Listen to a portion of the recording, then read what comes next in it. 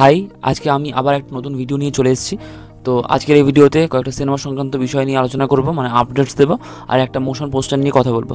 তো বেশি দেরি না করে ভিডিওটা শুরু করা যাক। প্রথমেই যদি মোশন পোস্টারটা নিয়ে কথা বলি, তো সুপারস্টার জিতের আপকামিং সিনেমা কেউ বলে বিপ্লবী, কেউ বলে ডাকাত সিনেমার গতকাল একটা মোশন পোস্টার, মানে জিদ্দার নিজস্ব লুকে একটা মোশন পোস্টার কালকে মুক্তি পেয়েছে। এর আগে দু তিন দিন আগেই টোটা রায়চৌধুরীর একটা লুক সামনে এসেছিলো, যেটা খুব ইমপ্রেসিভ ছিল। তো গতকাল জিদ্দার নিজস্ব লুকে দু ধরনের শেডসের ওপর নিজস্ব লুকে একটা পোস্টার, মোশন পোস্টার কালকে মুক্তি পেয়েছে।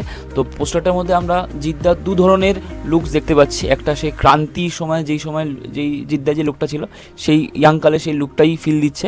তো আমার যতদূর ফিল হচ্ছে বা মনে হচ্ছে যে ওই ক্রান্তির যে লুকটা, মানে ক্রান্তি সিনেমার যেই লুকটা ছিল, সেই লুকটা যে এখানে ক্রিয়েট করা হয়েছে, ওটা এআই দ্বারা হয়তো ক্রিয়েট করা হয়েছে, জানি না, আমি শিওর না। দেখে আমার ওটাই ফিল হলো।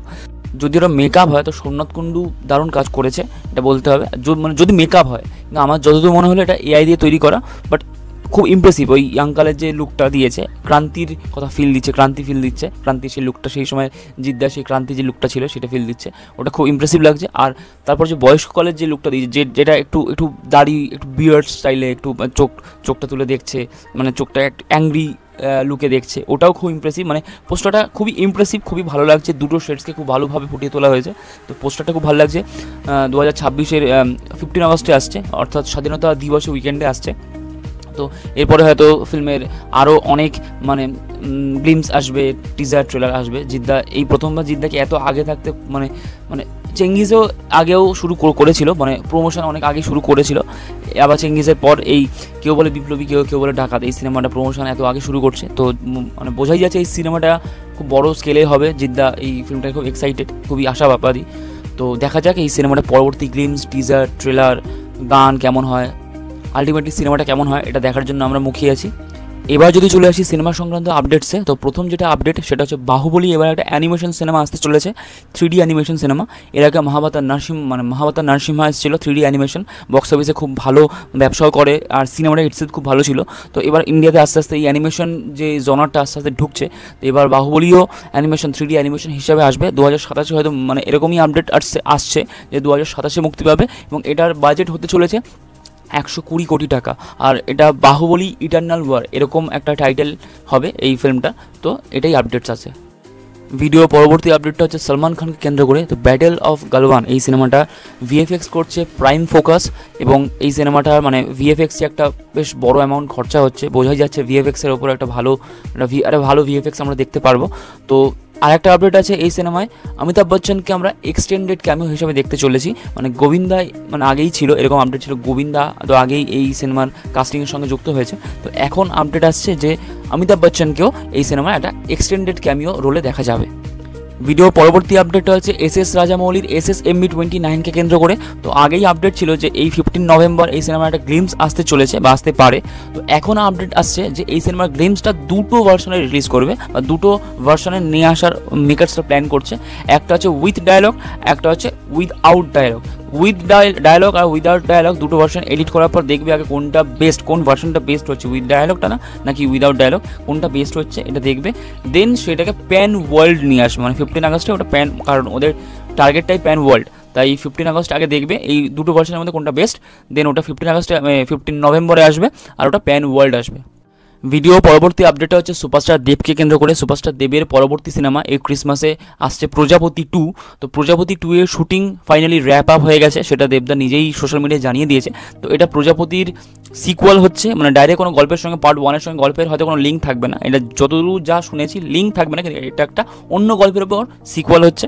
তো প্রজাপতি 1-এর যে বক্স অফিস, একটা ম্যাসিভ বক্স অফিস ছিল সেই সময় দাঁড়িয়ে, সেই সময় বাংলা বক্স অফিসে একটু টলমল অবস্থা চলছিল, সেই সময় দাঁড়িয়ে একটা 15 কোটি বক্স অফিস দিয়েছিল। তো একটা হিউজ হিট হয়েছিল সেই সময়। তো তারই সিকুয়াল আসছে, এটা নিয়েও দর্শক মহলে বিশাল একটা এক্সাইটমেন্ট আছে।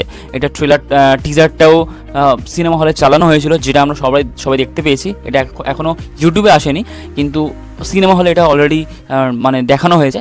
তো চূড়ান্ত এক্সাইটমেন্ট আছে, মানে পোস্টারটাও ভালো লাগছে দেখতে, টিজারটাও ভালো ছিল। তো এই সিনেমাটা নিয়ে দর্শক মহলে চূড়ান্ত এক্সাইটমেন্ট আছে। তো দেখা যাক পরবর্তী গান, কারণ এই সিনেমার গান কিন্তু জিৎ গাঙ্গুলি দিয়েছে। জিৎ গাঙ্গুলি দেবের একটা সেই ছোটোবেলা সেই নস্টালজিক একটা পেয়ার আবার ফিরছে। তো গানগুলো ভালো হবে আশা করছি, কারণ জিৎ গাঙ্গুলি মিউজিক দিচ্ছে, দেব জিৎ গাঙ্গুলির কোলাবোরেশন এত বছর পর, তো সব কিছুই ভালো, আশা করি ফিল্মটাও ভালো হবে। তো দেখা যাক ফিল্মটা কেমন হয়। ভিডিওর পরবর্তী আপডেটটা হচ্ছে প্রভাসের স্পিরিটকে কেন্দ্র করে, তার পরবর্তী সিনেমা স্পিরিটকে কেন্দ্র করে। এই সিনেমায় ডনলি থাকবে, এটা প্রিভিয়াসলি আপডেট ছিল, কিন্তু যখন স্পিরিটের টাইটেল অ্যানাউন্সমেন্ট হয় সেই সময় ডনলির নাম ছিল না। তো সেটা দেখার পর দর্শক মহলে একটা সন্দেহ হয় হয়তো ডনলি থাকবে না, কিন্তু কোরিয়ান বিভিন্ন মিডিয়া রিপোর্টস অনুযায়ী ওখানে দাবি করা হচ্ছে, ওই মিডিয়ায় কোরিয়ান বিভিন্ন মিডিয়ায় বলা হচ্ছে যে ডনলি একটা ইন্ডিয়ান কোনো সিনেমার সঙ্গে অ্যাসোসিয়েট হয়েছে, সেটা স্পিরিটই হবে। তো এবার এই সিনেমাটায় এই ফিল্মের ডনলি এটা একটা খুব ইম্পর্টেন্ট ক্যারেক্টার হবে, কারণ যতদূর যা আপডেট পাচ্ছি এই সিনেমায় ডনলির সঙ্গে প্রভাসের একটা টাসেল হবে। তো এটা দেখার জন্য খুবই আমি এক্সাইটেড, এই ফিল্মটা নিয়ে এমনি খুব এক্সাইটেড। তো তারপরে এই ডনলির সঙ্গে প্রভাসের যখন টাসেল হবে এটা শোনার পর আরও বেশি এক্সাইটমেন্ট বাড়ছে। তো দেখা যাক ডনলিকে সন্দীপ রেড্ডি বাঙ্গা কীভাবে প্রেজেন্ট করে, এটা দেখার জন্য মুখিয়ে আছি। ভিডিওর পরবর্তী আপডেটটা হচ্ছে বলিউড বাদশাহ শাহরুখ খানের পরবর্তী সিনেমা কিংকে কেন্দ্র করে। তো এই 2রা নভেম্বর শাহরুখ খানের জন্মদিন উপলক্ষে কিংয়ের একটা 1 মিনিট 13 সেকেন্ডের একটা টিজার ডিজাইন করা হয়েছে, এটা সেন্সরশিপও করানো হয়েছে, ইউএস সার্টিফাইড হয়েছে। তো এই 2রা নভেম্বর শাহরুখ খানের জন্মদিন উপলক্ষে কিংয়ের টিজার আসতে চলেছে, তো দেখা যাক টিজারটা কেমন হয়। ভিডিও পরবর্তী এবং অন্তিম যেটা আপডেট সেটা হচ্ছে কার্তিক আরিয়ান ও কবির খান আবার একটা স্পোর্টস ড্রামায় কোলাবোরেশন করতে চলেছে। কবির খান নিজে স্পোর্টস ড্রামা খুব ভালো বানায়, তার 83 ফিল্মটা খুবই ভালো ফিল্ম ছিল, বারবার দেখার মতোই ফিল্ম ছিল। এবং কার্তিক আরিয়ান আর কবির খানের যে আগের বইটা চন্দু চ্যাম্পিয়ন, সেটাও খুব ভালো ফিল্ম ছিল, কিন্তু চন্দু চ্যাম্পিয়ন বক্স অফিসে খুব একটা ভালো পারফর্ম করতে পারেনি সেই সময়।